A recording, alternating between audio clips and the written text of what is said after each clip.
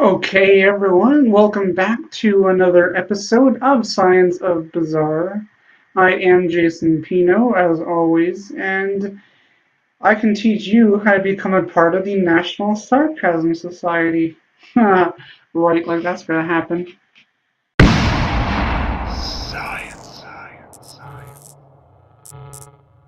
Today, we will be talking about walking on broken glass. Now, I've been trying to find the history behind walking on broken glass for you guys, but Google has not seemed to help me with that, and I can't date how far back it goes, but it has been in the sideshow business for a while.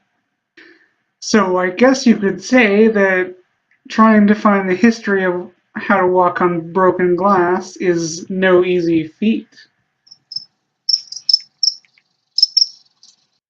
Oh, come on. Well, as I'm sure we were all amazed by that brilliantly lame pun, nonetheless, here is the performance.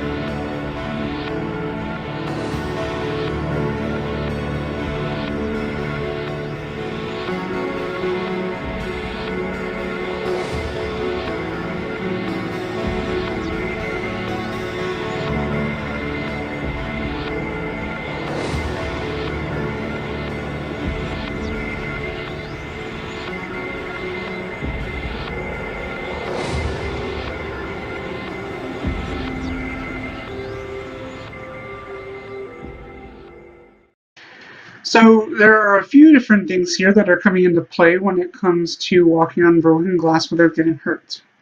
And yes, the glass is real. It is not sheer glass. It is actually broken bottles. I guess the first thing we can start to talk about is weight distribution. Walking on broken glass is a lot like laying on a bed of nails. The more glass that you have underneath your feet, the more evenly distributed your weight will be on those pieces of glass. So the more pieces of glass you have, the better, but it should also be a thick layer of glass as well. The more layers of glass that you have beneath you, the more the glass settles into itself.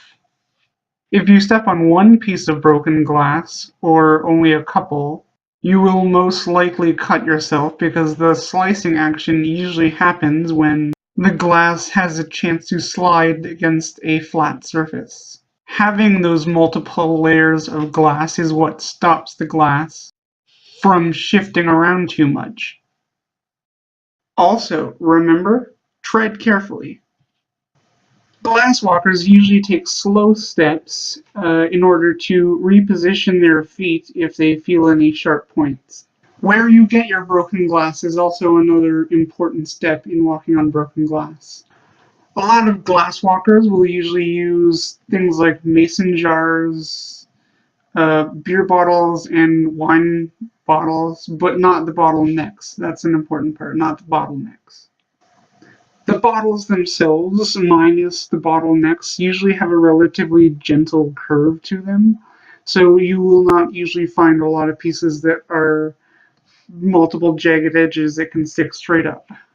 The last thing we will talk about is the time between breaking the glass and walking on it. The longer you let that glass sit, the safer it becomes to walk on. Putting that glass into a Rubbermaid bin and shaking it up is the best way to get rid of all those sharp edges and smooth them down. Shaking those pieces of glass against each other causes small little chips to flake off the glass, and become basically sand, and that's all the sharp edges will end up smoothing down.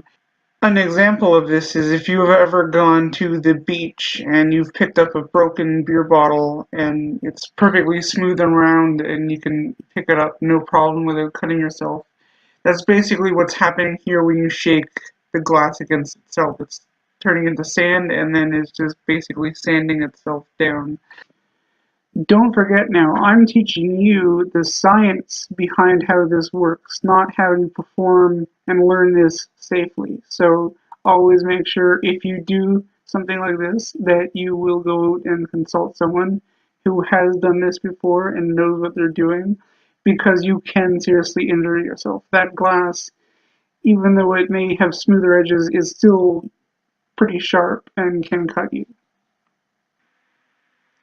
So here's an extra video for you guys. I combined the principles of fire eating mixed with walking on broken glass, and here's how it went.